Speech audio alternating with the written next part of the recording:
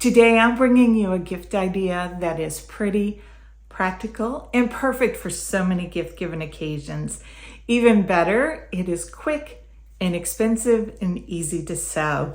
I am talking about reusable makeup wipes, makeup cloths, face cloths, however you want to call them.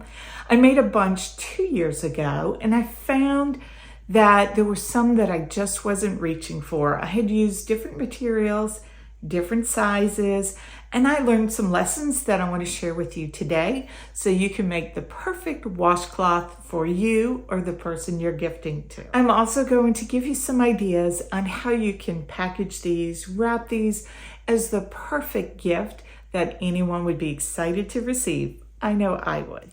All you need is some type of toweling fabric, cotton fabric, and a sewing machine. I used a rotary cutter, cutting mat, and quilting ruler to cut mine out, but you can certainly use scissors if that's all you have. So let me show you the ones I made 2 years ago. I did it in different fabrics and different sizes. And I found there were some that I just totally was not reaching for. The size did matter to me. These did look super cute. Several of them are in the wash, stacked and tied with a ribbon. But these are not the ones I reach for. It's not just the size as to why I'm not reaching for them. It's the toweling that I used to make them. I had some leftover scraps from some beach towels that I turned into beach ponchos for the boys, and the towel was really pretty. On one side, it was soft and fluffy, and the other side was really pretty with some stripes, and I chose to use the pretty side as the one that I would see, and maybe it doesn't look so pretty now because these have been used for a couple of years. But this side was really a little bit rough against my face.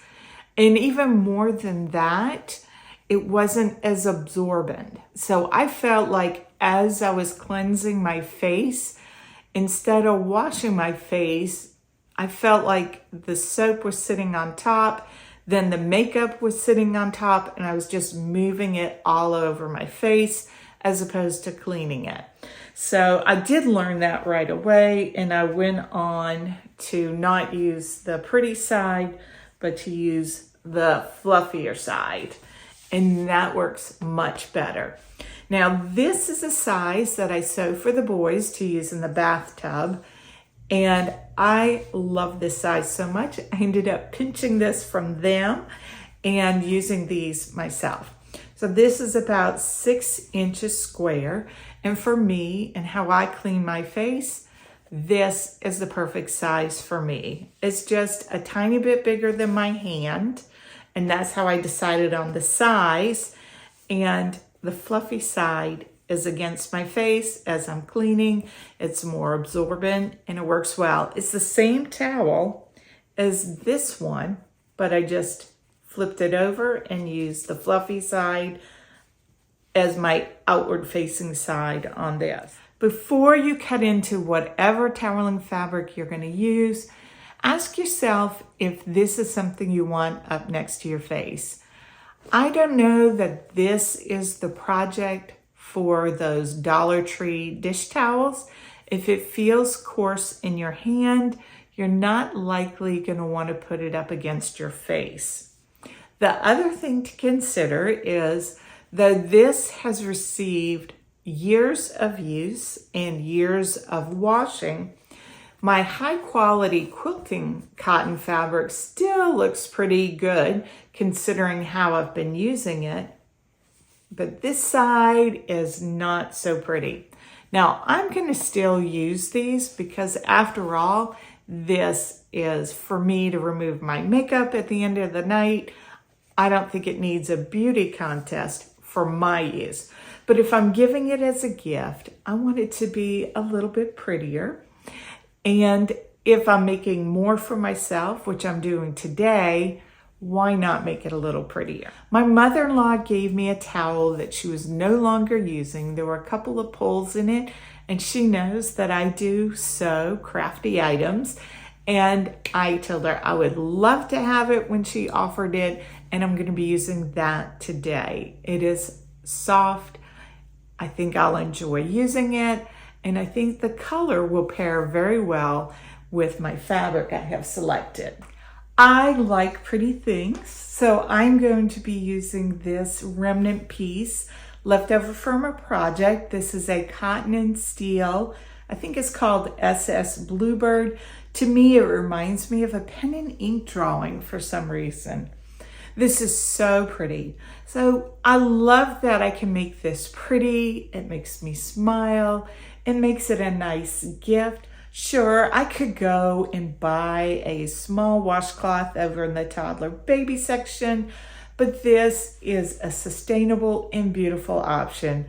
I'm using an old towel, some offcuts of fabric that's not quite big enough to do another big project for myself. And this gives a little sturdy factor to the makeup wipes and helps them to last long. Now, depending on your fabric, you might want a fussy cut. I have already made a few from this fabric, and I feel like it's so pretty and interesting that I don't need to try to fussy cut this. So let's head over to the sewing room. I'm going to teach you how to make these using 2 different methods, and I'm going to give you some sewing tips to make them very neatly, and we'll talk about how to package these up so it looks sophisticated and pretty.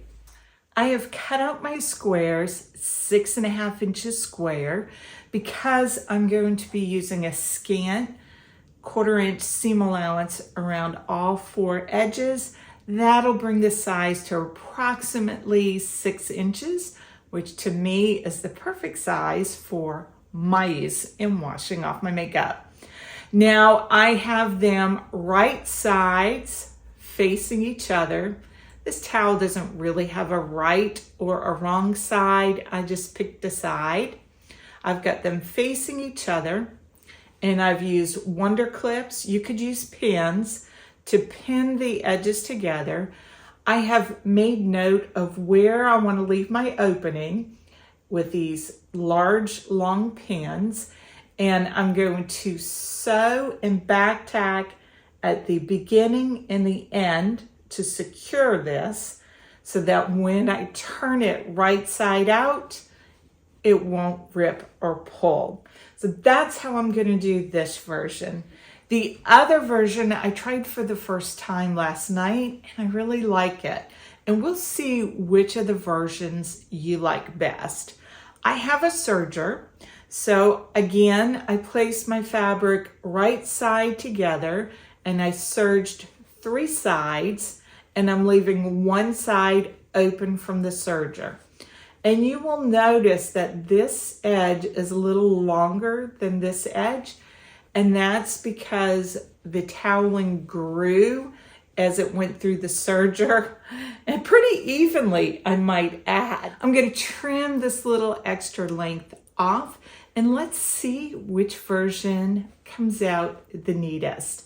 I'm going to be using Lucille today. She's my Juki. She loves a good meaty sew. I'll adjust the camera so you can see what I'm doing, and I can explain as I go. We're going to start with the wipe or cloth, where I'm going to do it 100% on the sewing machine. I have blue thread in the top, and I have green in the bobbin. And it's not a perfect match, but I think it is good enough.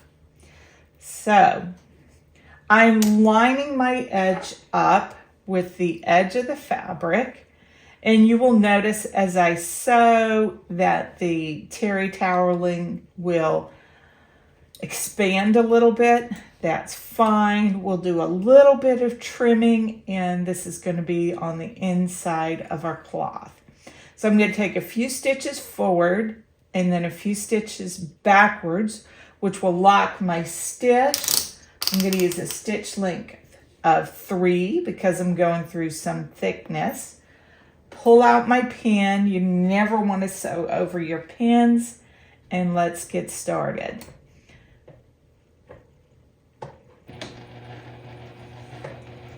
and go backwards. Okay, so as I continue, I'm not going to be locking my stitches. I'm going to sew right off of the fabric, and I will be securing it when I come in the other direction. That is much quicker when you're sewing a lot. So we'll get going right off. I'm going to line it up again.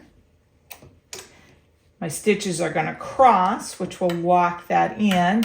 I am top stitching this when I'm finished, so that will also secure the project.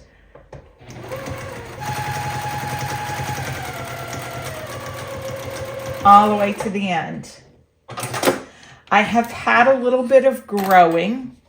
You can see here that this fabric is coming out. That's just gonna happen. I think if I used a walking foot, it would not be as much. I'm gonna choose to go on this side. I'm gonna sew on the toweling side since this is the one that has grown, and I wanna make sure I secure everything.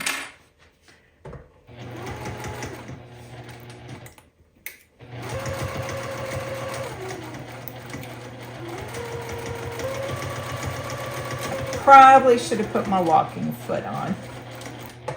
Let that be a cautionary tale, folks.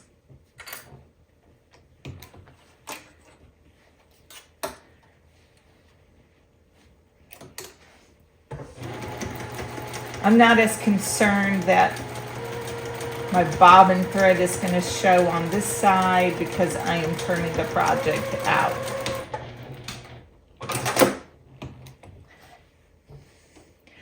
Now this is where I'm leaving my opening, so I want to make sure that I do back tack to secure this. And I want to leave enough room for me to be able to pull it through.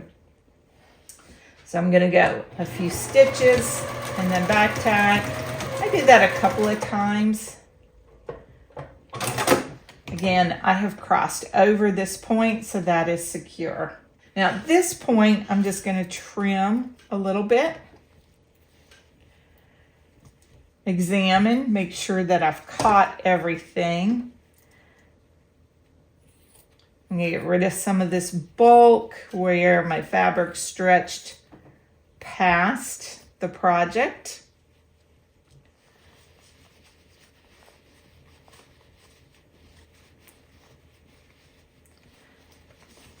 Turning it right side out.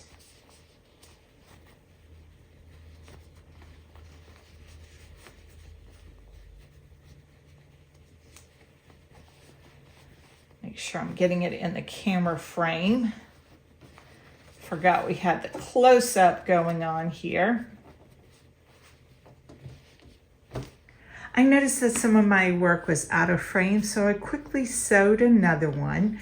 And I have turned it right side out, and the bit that you couldn't see was how after I've turned it right side out, see how the towel and the fabric want to turn in. That was due to my friend Barbara's tip. It just rolls in very nice and neat. And I'm going to easily be able to sew along this, close up that seam, and then top stitch all the way around. I sewed almost to the end. I've got the needle sunk in. I'm going to lift up the presser foot. I'm going to turn my work, put the presser foot down, and continue stitching. So I've already closed my opening. And I'm just sewing a bit of a, we'll call it a reinforcement stitch, where it's gonna make your project a little sturdier. And I'm coming around to where I started.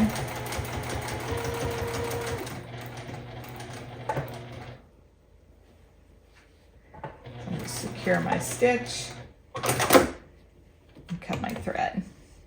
So let's see what this looks like now. I trim my threads. It's secured. You really cannot see the green thread. So for my design, because I am not a quilter, I am just going to keep this loose and casual. I'm going to sew a line down here, a line down here, and I'm going to call my project complete. That'll keep this layer together. So this is a necessary step. And I am just going to eyeball it, do it approximately in thirds. So again, I'm going to turn my stitch length to 0 because I don't want to see that messy back stitch on the back. And then I'm going to go a little bit longer than 3 for my stitch length, and I'm just going to stitch straight down. When I get to the end, I'm going to turn it back to 0 to lock in my stitch and cut my thread. So let's look at what this looks like on the back side. See how you're not seeing that messy stitch line that sometimes when the thread where you got started gets caught underneath, particularly in the bobbin thread, and it looks nice and neat. So that's one of your top tips for today.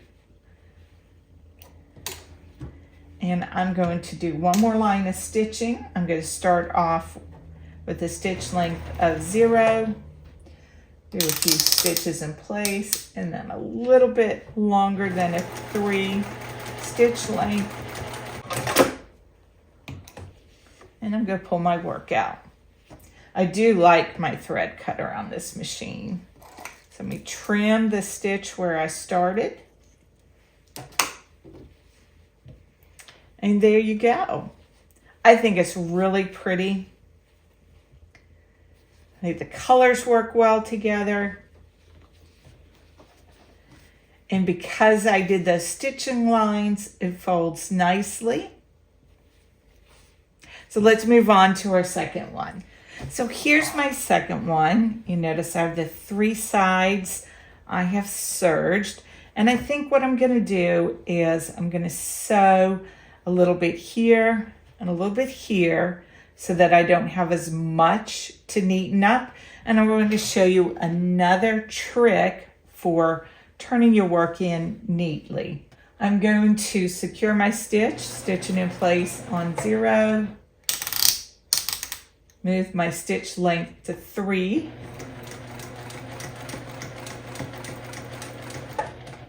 go about here. I could reverse or I could stitch in place.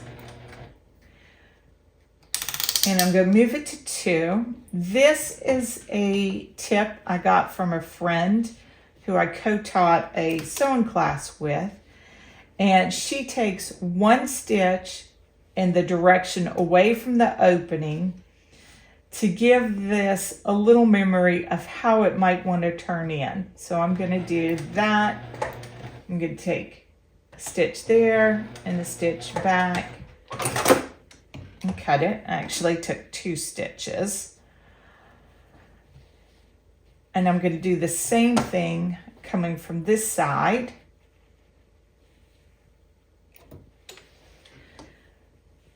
I'm leaving an opening about this big, so I'm going to sew and back tack or stitch in place, and I'm going to take 1 or 2 stitches in this way to give my fabric the idea that it wants to turn inside. That's my friend Barbara's tip, and let's see how it works for us. Now I'm going to do 1 or 2 stitches this way. I went, looks like 2, so I'll do the same with a smaller stitch length, 1, 2. and I'm going to reverse and cut my thread. So we'll see if that gives this the inclination to turn in better than had we left it alone. Now I've found, I'm going to turn this right side out. I found on the ones I made last night that I had a neater square from the couple that I had serged over the ones where I did all on the sewing machine. Let's see if there's a noticeable difference on this one.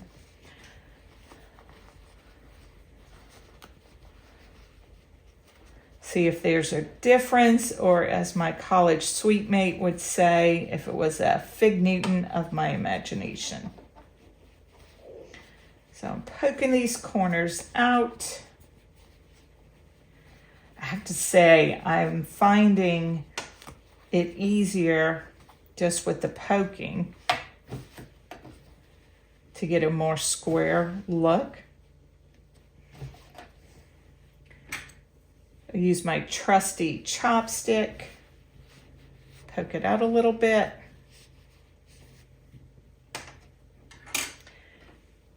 And I have to say, I think Barbara's tip is spot on.